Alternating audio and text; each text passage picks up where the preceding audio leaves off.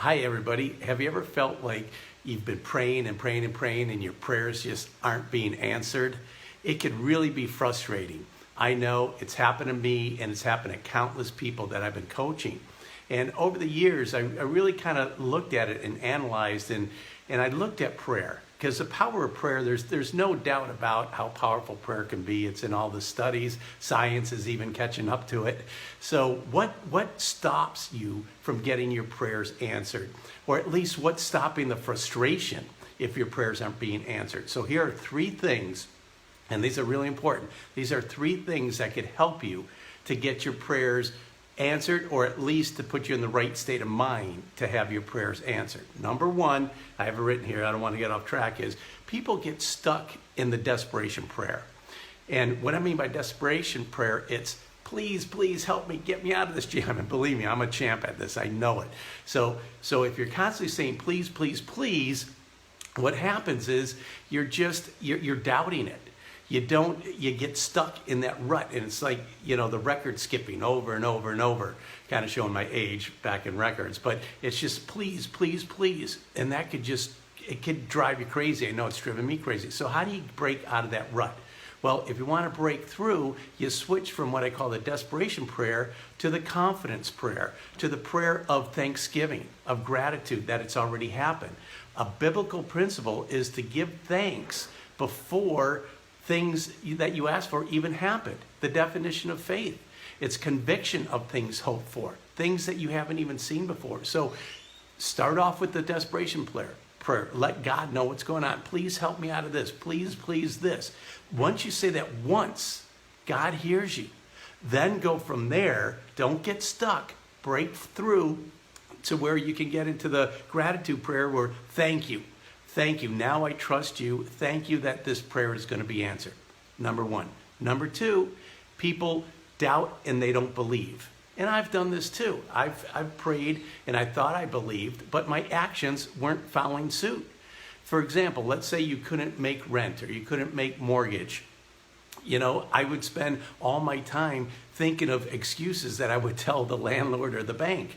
And that was taking a lot of time, a lot of frustration, a lot of anger. Instead, there I am praying to God to help me out, but my actions that I took were in line with my fears and doubts, not in line with God's promises and the promise of prosperity, the promise of success, the promise of joy, the promise of peace. So you have to do action. So what I mean by that is instead of worrying about how you're going to pay rent, come up with a better action plan on how you can come up with the money. What can you be doing? Can you switch jobs? Can you find a job? Something positive. And it goes back to looking at the Bible. And by the way, I refer to the Bible a lot because it's one of it is the best-selling book of all times. And it's there for a reason, because it works. The principles in it are phenomenal. Love, forgiveness, mercy, compassion, success, strength, courage, wisdom. These are some abundance. These are all some pretty cool things. But this one person was praying for rain, and he would pray for rain and rain and rain. Finally, he heard from, I forgot if it was an angel or a prophet, God said to build the ditches first. They didn't even see a cloud, but they're praying for rain, and God told them to take an action, a positive action. So they actually, without seeing any rain in sight, they dug the ditches ahead of time. Then the rain came, and everything got irrigated, and they had enough food to eat. So again, believe and not doubt, and take actions towards that belief.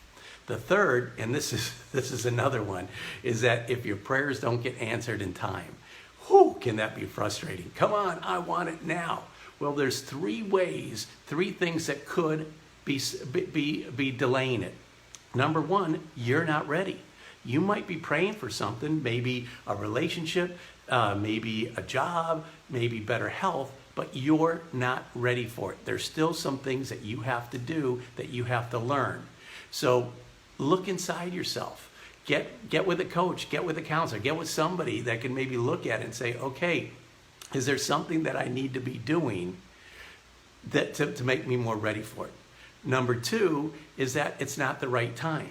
We want it now, but when you pray to God, sometimes his answer is better than what you're praying for. And it's not the optimal time.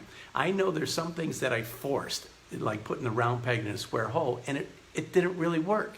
It was like I forced it, and it kind of worked, but I found out later if I would have waited a little longer, another door could have opened, and it would have been that much better.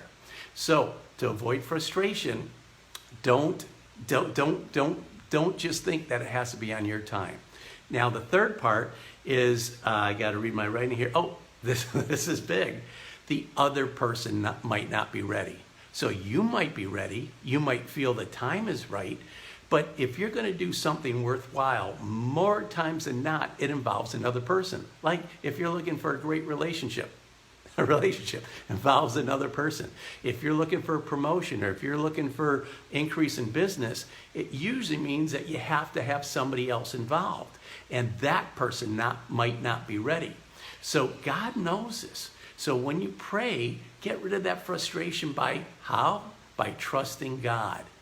I love one of the Proverbs. Trust in the Lord with all your heart and lean not on your own understanding. In all your ways acknowledge him and he will make your path straight. So today, if you're frustrated because of a prayer isn't being answered, look at these three things. Am I stuck in the desperation mode? Am I doubting and not believing? And are my actions reflecting my doubt? And is it really my time? Is it me that needs to work on something, or somebody else isn't ready?